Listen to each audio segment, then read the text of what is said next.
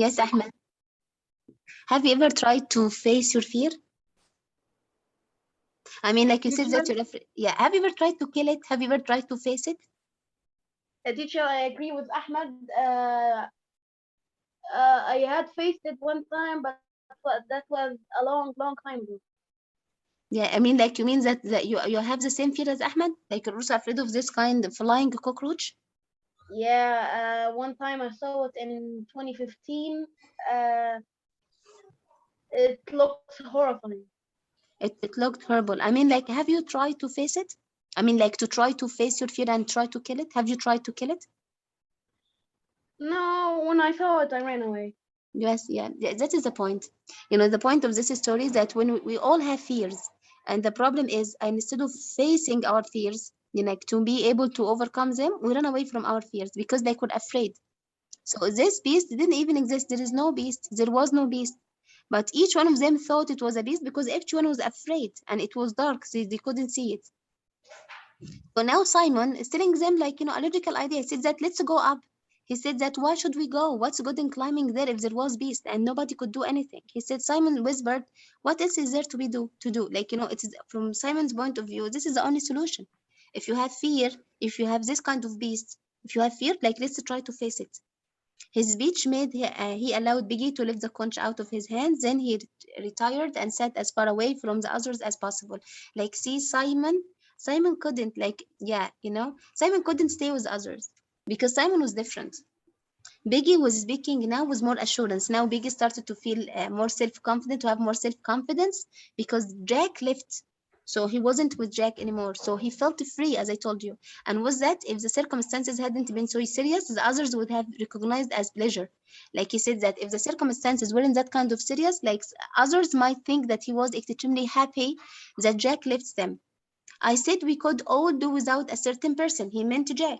He said that Biggie said that we can do without Jack. Now I say we got to decide on what we can be done. And I think I could tell you what Ralph's going to say next. The most important thing on the island is the smoke.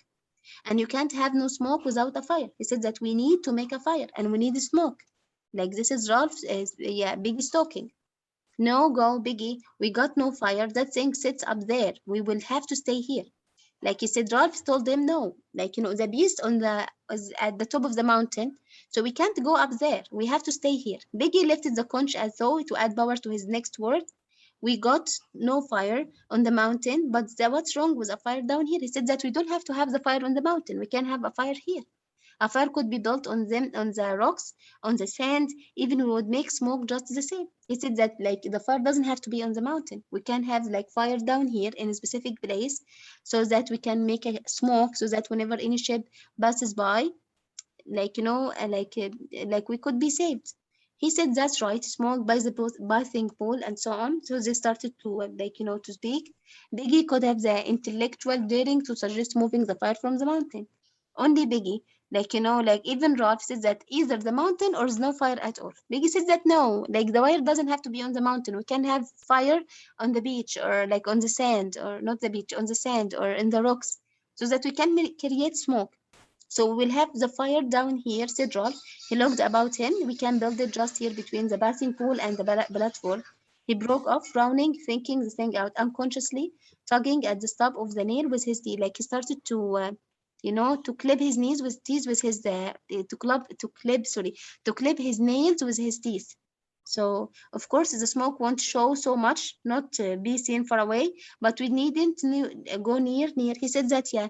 He said, yeah, we can make fire here. For sure, it won't be that clear as the one on the mountain, but we don't have to go like near the beast. He means that.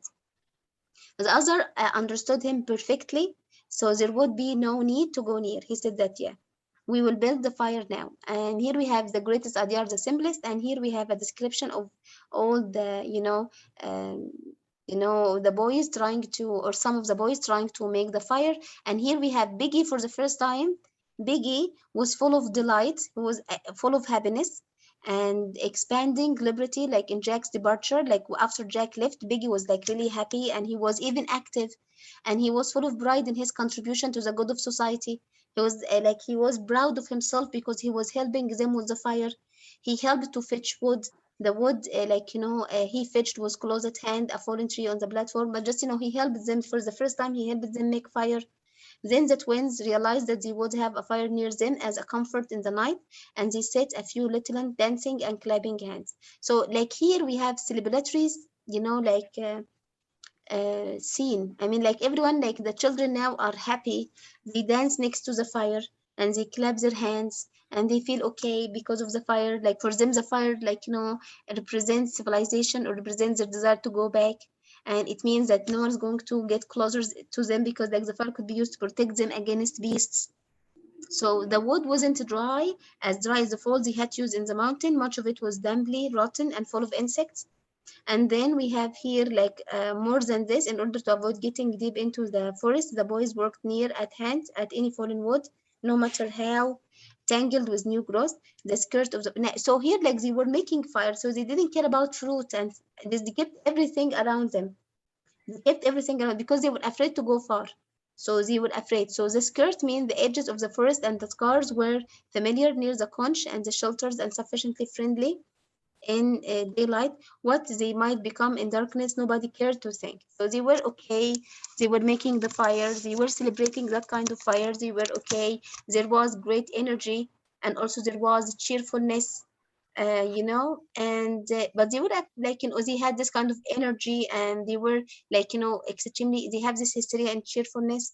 They built a pyramid of leaves and twigs, branches, and logs, and even they start for the first time on the island. Biggie himself removed his one glass, knelt down, and focused the sun on tinder. Soon there was a ceiling of smoke and the bush of yellow flame.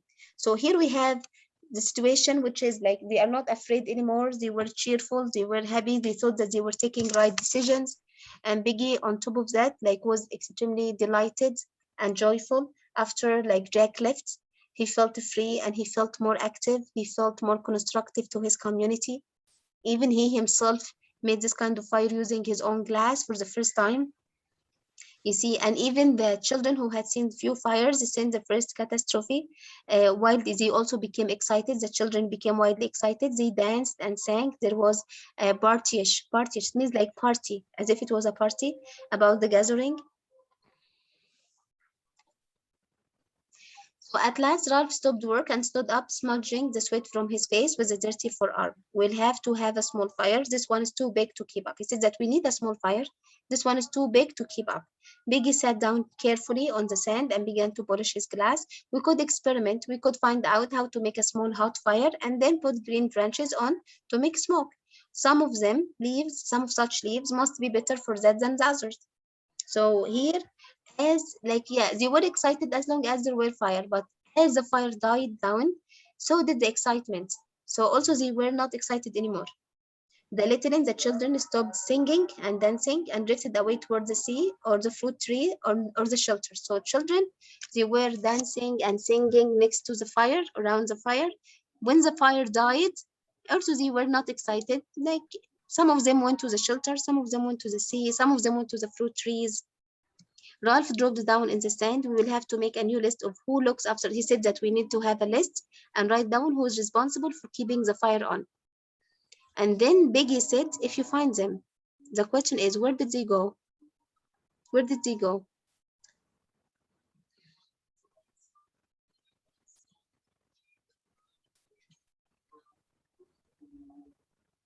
Where did they go? Where are they? Now they were busy making the fire and so on. And then they found out that most there were only few big ones, few big children. So what are the others? And they were understood, he understood why the work had been so hard. Because very few children, were working. And what about the others? The others, left for Jack. They joined Jack. So here we have Ralph ask, where is Maurice? Biggie wiped his glass again. I expect he wouldn't go into the forest by himself, would he? Ralph jumped up, ran swiftly around the fire, and stood by Biggie, holding up his hair. But we got to have a list. You and me and Seminark. And he wouldn't look at Biggie, but spoke casually. Where is Bill and Roger? So he started to ask about the other children. Where is Bill? Where is Roger? Where is Maurice? And where are the others? Biggie leaned forward and put a fragment of wood in the fire. I expect they've gone. I expect they won't play either. He said that I expect they joined Jack. Ralph sat down and began to poke little holes in the to poke little holes in the sand. He was surprised to see that one had a drop of blood. Like, for the first time he saw that there was blood on his hand because he was clipping his nails with his teeth. He examined his bitten nail closely and watched the little blob of blood that gathered where the quick was gnawed away. Biggie went on speaking. I seen them stealing off while we were gathering wood. They went that way, the same way as he went himself. Like Biggie told them, you know what? He went with them. They went with him. They joined him. Ralph finished his inspection and looked up into the air, the sky, as if sympathy with the great changes among them was different today and so misty that in some places the hot air seemed white. The disk of the sun was dull, silver, as though it were nearer and not so hot, yet the air stifled. So he started to feel something different. Like at the beginning they were one united group. Now they're not one group anymore. Jack, wanted to be a leader, and he's going to take some of the children with him, and he already took some of the children with him. So now Ralph started to think that everything is different today. Everything was different. They always been making trouble. Happen. It's like Biggie started to them, forget about them. They were just a source of trouble. They have always been making trouble, haven't they? The voice came near his shoulder and sounded anxious. We can't do without them. We'll be happier now, won't we? So Biggie was trying to assure Ralph. He told them, never mind. Forget about them. They were just a source of trouble, and we will be happier without them. Ralph said the twin came, dragging a great log and grinning in their trunk. They dumped the log among the amber so that the sparks flew. We can do all right on our own, can't we? He said that, yeah, we can do everything on our own. We don't need them. For a long time, while the log dried, caught fire, and turned red hot, Ralph sat in the sand and said nothing. He didn't see Biggie go to the twins and whisper to them, nor how the three boys went together into the forest. Here you are. He came to himself with a jolt. Biggie and the other two were by him. They were laden with means carrying. They were carrying fruit. So Ralph was sitting next to the fire. While he was sitting next to the fire, Biggie and the twins, they went into the forest and they brought a lot of fruit and they gave it to Ralph. I thought perhaps, said Biggie, we ought to have a feast, kind of. He said that we needed to celebrate, you know. The three boys sat down. They had a great mess of fruit with them, and all of it properly ripe. All of like the fruit was good. They grinned at Ralph as he took some, and he began to eat. Thanks, he said that. Then with the accent of pleased surprise, thanks. Like he thanked them for giving him food. Do all right on your own. Like said Biggie says that never mind, we will be okay on our own. It is them that haven't no common sense that make trouble on this island. We will make a little hot fire. He said that forget about them. They were that they were like the kind of people who drags us, that drag us behind. They were the source of trouble on this island. We will make little hot fire. Ralph remembered what he had been worrying him. He asked about Simon. Where is Simon? Do you think did Simon join Jack? Do you No, think Simon? So where did he go? he did. He's dead. Died? He died? How? Yes. No, till now he didn't die. Till now he didn't die. What is he now then?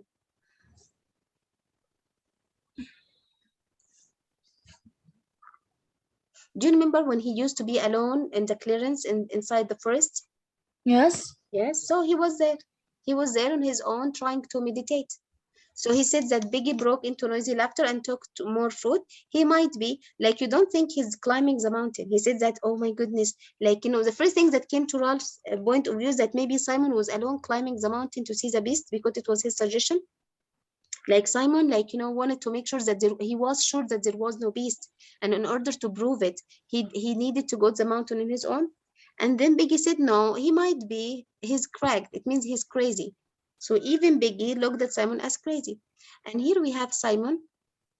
So Simon here, he was moving alone. And even the children didn't care about him because they were too busy with the fire.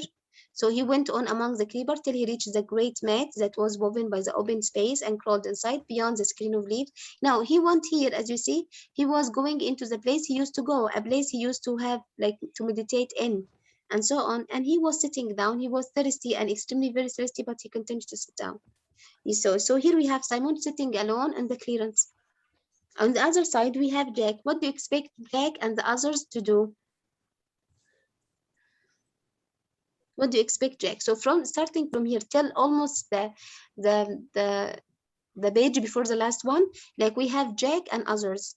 Yes, so what do you expect them to do? Now we have two groups. We have Biggie, Seminarch, Sam and Eric. We have Ralph. We have the children, one group. And we have Simon alone. And then we have Jack and the other hunters. So what do you expect Jack and the other hunters to do? Kill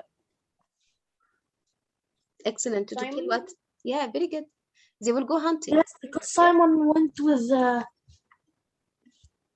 Simon will go with Ralph because We will see. We will see what will happen. Yeah. So far But I away. think Simon would die before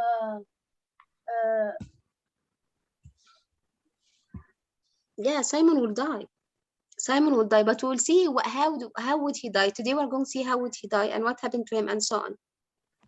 But here we have Jack. Jack was standing before a small group of boys. He was looking very happy and hunting. He said he sees them up. Each of them were the remains of a black cap. Remember when we saw them first, also they were wearing a black cap, and ages ago they had stood in two dim rows and their voices had been the song of angels. We will hunt. I'm going to be the chief. He said that. We will hunt and I'm going to be the chief.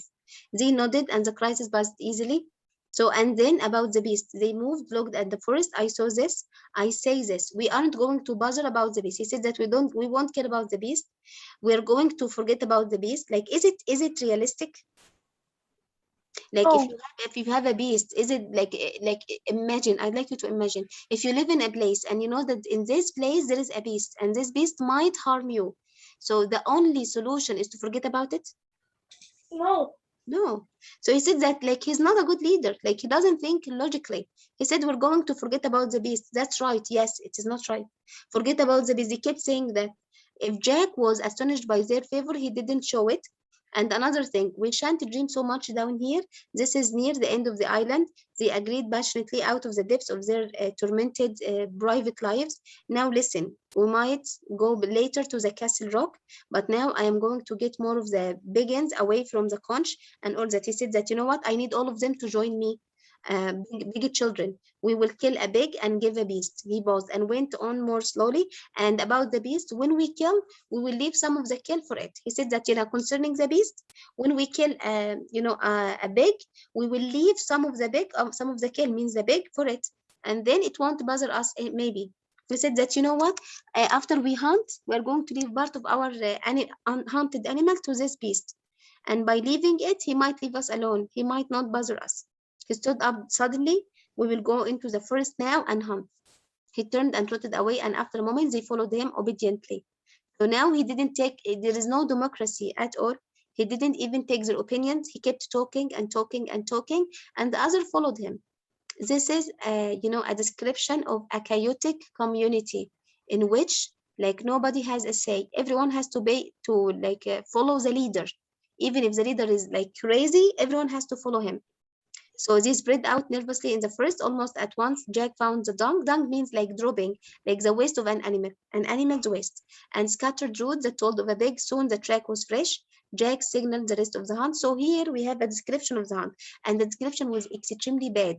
You imagine they killed a pig, and this pig was a mother, and the mother was feeding her piglets. So they killed a mother while the mother was feeding her own piglets, and even they killed the small pigs, the small animals, the young animals. Yes. They killed them. So this is a very bloody description of their horrible, terrible nature. So imagine, like, they were killing, they didn't kill any pig, they killed a pig while this pig was busy feeding its own children or its own piglets.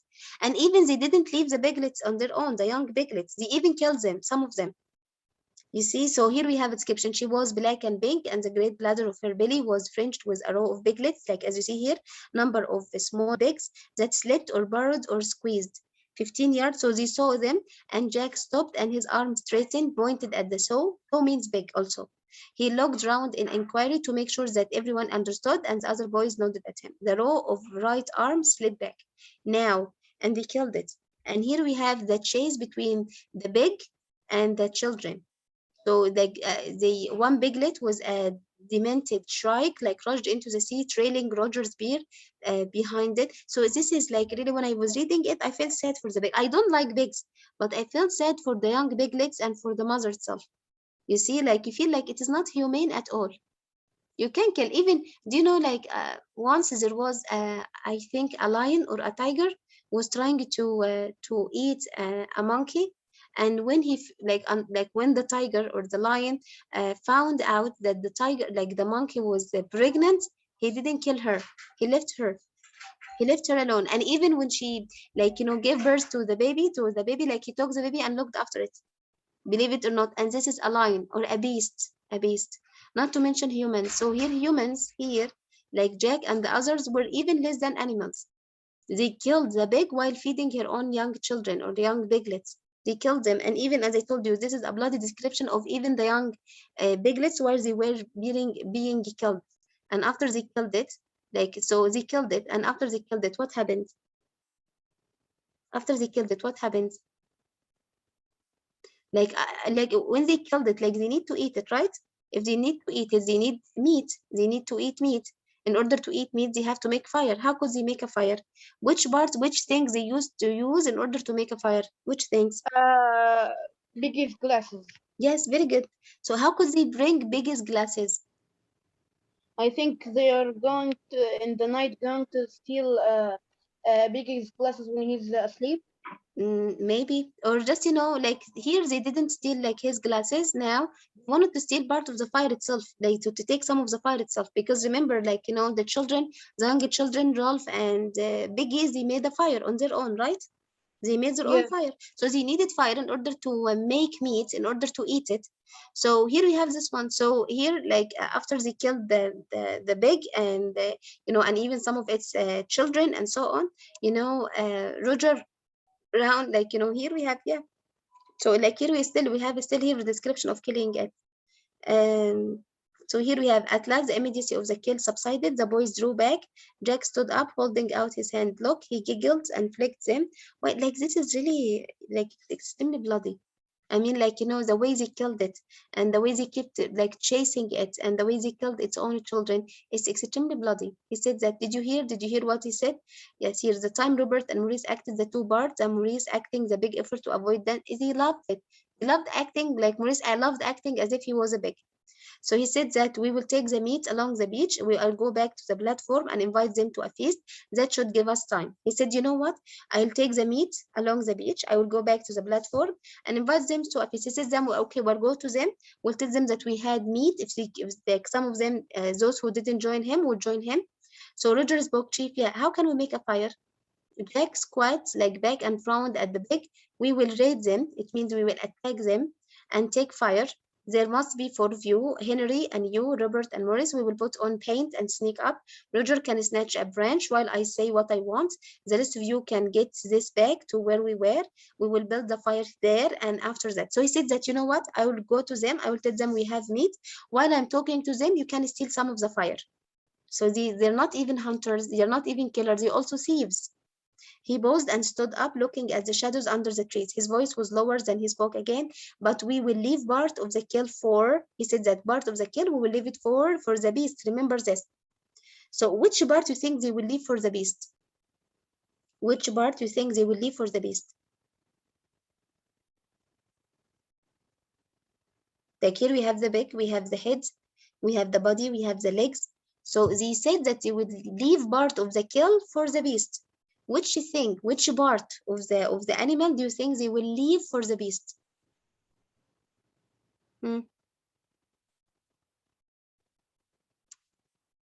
This one, the head. You see this one, they will cut the head of the animal and they will leave it for the beast. The sow's head.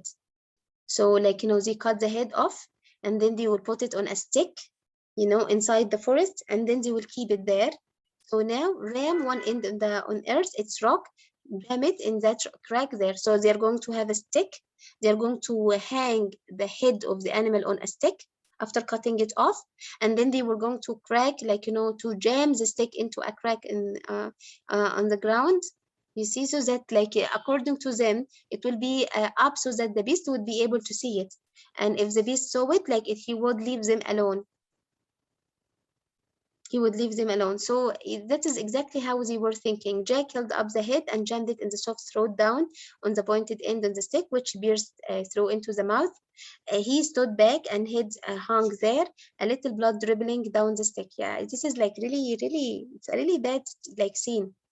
Instinctively, the boy drew back too. The forest was very still. They listened, and the loudest noise was the buzzing of flies over the spilled guts. Yeah, so there was no sound except the sound of flies, like over the guts of the animal. Jack spoke in a whisper, pick up the big. Morris and Robert screwed the carcass, lifted the dead weight, and stood ready in the silence and standing over the dirt, dry blood. They looked suddenly furtive. Jack spoke loudly. This head is for the beast. It's a gift. As you see, this is the title of our this chapter, a gift for the darkness, because there is no beast and they are misguided. They were misguided. So for them, like they thought that they giving this head as a gift for the darkness, for the beast, in order to leave them alone. So here, like, they were silent, and the head remained there, dim-eyed, grinning faintly, blood blackening between the teeth. Again, we have the description of the head on the stick. Simon stayed here. Starting from here, we have like this set. Like here, we have Simon. So now Simon, like Simon, do you remember what we say about Simon? What did we say Yes. about Simon? What did we say about Simon? Yani like what? Like he was a good person, like he was a spiritual person, like he was spiritual, right? Right. Yeah, spiritual. Like, he didn't care that much about food. He didn't care that much about hunting. He didn't care that much about leadership. He was like an angel, almost an angel. Some people think that Simon in this story represents Jesus. You know Jesus? Yes. And the stick, the head on the stick represents devil. They said even the Lord, if you kept reading about the Lord of the Flies in the Bible, you will see that the Lord of the Flies represents the devil. The Lord of the Flies represents the devil. So here we have a confrontation between Simon. Yeah, they said that some critics said that. They said that, here in this scene, we have Simon face to face, like Simon as Jesus, face to face, like, with the Lord of the Flies, which represents the devil. So here we have Simon stayed where he was, a small brown image concealed by the leaves. Even if he shut his eyes, the soul's head still. Yes, Amr. Is it called the Lord of the Flies? The Lord of the Files. The Lord of the Flies. Not files, Okay. flies. Yeah. Flies, honey, flies. The Lord of the Flies, they said that it represents the devil. Like this is the title. So it says that if someone is like, is interested in reading the Bible and so on, they will see that the devil was described in the Bible as the Lord of the Flies. The Lord of the Flies. Flies as Zubab, يعني رئيس الذباب. Because it is not that kind of important. So here we have this confrontation between Simon as like the spiritual part of human beings, and we have the soul head, the soul's head. The soul's head, still remain like an after image. The half shut eyes, like now, I don't like to imagine this scene because it's like really, really disgusting. But just imagine like the head of a pig, like hung on a stick. When I saw the film, when I saw that, I was disgusted. Yeah, it is. I do agree with you. Yeah. So here, yeah, he said that, like them with infinite skepticism about like other lives. They assured Simon that everything was a bad business. I know it. Simon discovered that he had spoken aloud. He opened his eyes quickly, and there was the head grinning amusedly in the strange daylight, ignoring the flies, the spilled guts, even ignoring the indignity of being spiked on a stick. So now we have Simon who's looking at it. He looked away, licking his dry lips. He looked away. A gift for the beast. Might not the beast comfort the head? He thought, appeared to agree with him. Run away, said the head silently. Like now he's thinking that he's having a conversation with the head. Like now he's imagining that he was having a conversation with the head. So now he imagined that the head like is telling him to run away. Run away, said the head silently. Go back to the others. It was a joke, really. Should you bother? Why should you bother? You were just wrong, that's all. A little headache, something you ate. Perhaps go back, child, said the head silently. So now he's like imagining there was a conversation between him and the head of the pig. You see, so that the head is telling him just go away, like you're just a child. If you had a headache or somehow, maybe because you ate something wrong, like something that didn't agree with you. Simon looked up, feeling up the weight of his wet hair, gazed at the sky up there for once, where clouds, and that sprouted away from the island, gray and cream and copper colored. The clouds were sitting on the land. They squeezed, produced moment by moment, this close, tormenting heat. Even the butterflies, yeah, this one is really important. Here we have flies, and the butterflies deserted the open space where the obscene thing grinned and dripped. So here we have butterflies represents what, like, butterflies. Like, how do you feel when you see a butterfly? For sure, you know butterflies, right? Yeah. So what do you feel when you see butterflies? Salam. Good. Yeah, peaceful, excellent, beauty, sometimes happiness, delight, right? So here, even the butterflies deserted. Deserted means left. Left the open space where the obscene thing to grind and drip, like the place where they put the dead head of the pig. Like where it is the place, like the place where Jake and the others put the head there. Put the head, like now is deserted. Like I mean, deserted by butterflies. Butterflies left this place, and butterflies are supposed to represent peacefulness and represent happiness and so on. Now there were no butterflies at all. Simon lowered his head, carefully keeping his eyes shut, like he kept his eyes shut, then sheltered them with his hand. There were no shadows under the trees, but everywhere barely stillness, so that they would be what was real seemed elusive and without definition. The pile of guts was a black bulb of flies, like we have only flies on the remains of the animal that buzzed like a saw. After a while, these flies found Simon, gorged. They alighted by his runnel of sweat and drank. They tickled around his, like now here we have, he's surrounded by flies, and flies, like, kept hanging. Here we have this one.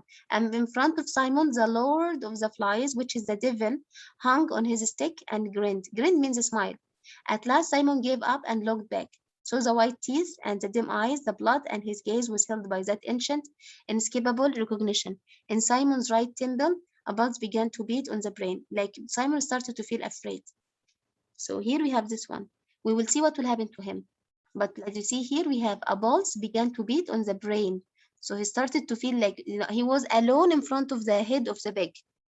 Ralph and Peggy lay in the sand, gazing at the fire and idly flicking pebbles into a smokeless heart.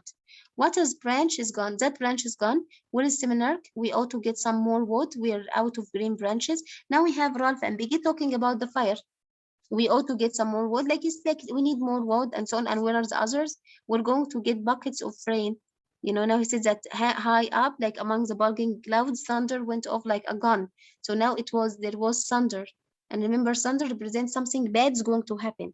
In movies, especially old movies, when someone who's about to die or someone is about to kill, like they always use thunder as a representation of bad things. So here there were thunders, the cloud thunder. So he says that we're going to get buckets of rain, that it will be raining heavily. He said, what about the fire? Ralph trotted into the forest and returned with a wide spray of green, which he dumped into the fire. The branch crackled, the leaves curled, and the yellow smoke expanded. He made an aimless little pattern in the sand with his finger. Trouble is, we haven't got enough people for a fire. You got to treat Seminark as one turn. They do everything together. He said that, you know what, we need more people for the fire. He said that don't think of Sem and Ark as like two, think of them as one, because they do everything together. Remember, even when they were as responsible for keeping the fire on, they slept at the same time and they got up at the same time. He said, of course, well, that isn't fair, don't you see? They ought to do two turns. Ralph considered this and understood. He was like vexed. Vexed means angry. To find how little he thought like a grown-up, and sighed again. The island was getting worse and worse. Yes, it's true. From his point of view, the island's getting worse and worse. It is not good anymore. Biggie looked at the fire. We will want another green branch soon. Ralph rolled over. Biggie, what are we going to do? So starting from here, we see Ralph asking for help. Like, from Biggie. He says that, Biggie, what are we going to do? Just have to get on another without them. He said that we need to go on without them. We don't need them. What about the fire? He frowned at the black and white mess in which he lay the outburned ends of the branches. He tried to formulate, I'm scared. He told them, I'm scared. Yes. Is this the last period? Yes, honey. Yes. You just, yeah. Yes, just, I'm going to summarize it quickly. Yes, we have just only maybe 4 minutes. Yes. So I'm going to summarize it. So here, as what happened here, we have Ralph like declaring, without fear that he's truly, truly afraid. Like he saw Biggie, and he's having this kind of nice conversation with Biggie, you know, he's talking freely, frankly with him, telling him that he was really afraid. And Biggie, started talking with him, and he says that, yeah, for sure, we need to find a solution. And Biggie, as scientific, he wanted to find a solution. He said that can't they see? Can they understand that we're right, they're wrong? They can't see, they can't understand. Without the smoke signal, we will die here. So now he said that we can't keep one fire going, and they don't care.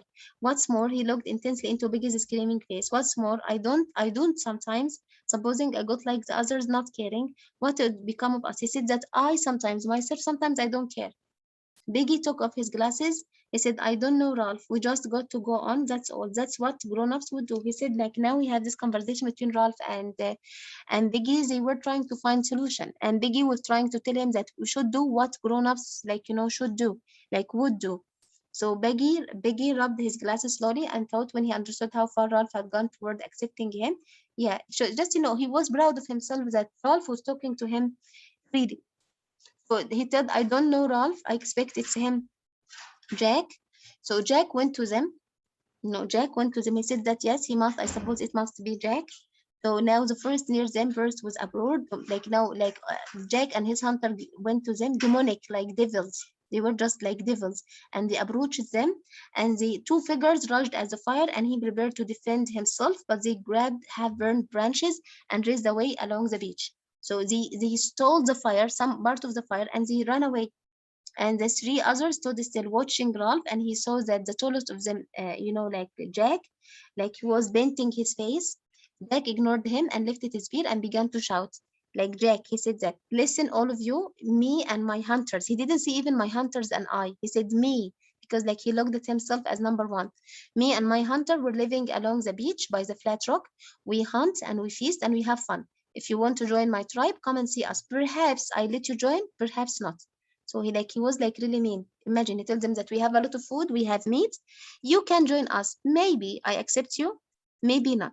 In that case, Ralph was sitting next to the fire, and Biggie stood on the platform, the white conch gripped on his hand. Tonight we're having a feast, we killed a pig and we've got meat. You can come and eat with us if you like. So Jack is telling them, come to us and join us if you like. Up in the clouds, a canyon, the thunder boomed again. Jack and the two anonymous savages with him swayed, looking up, and then recovered.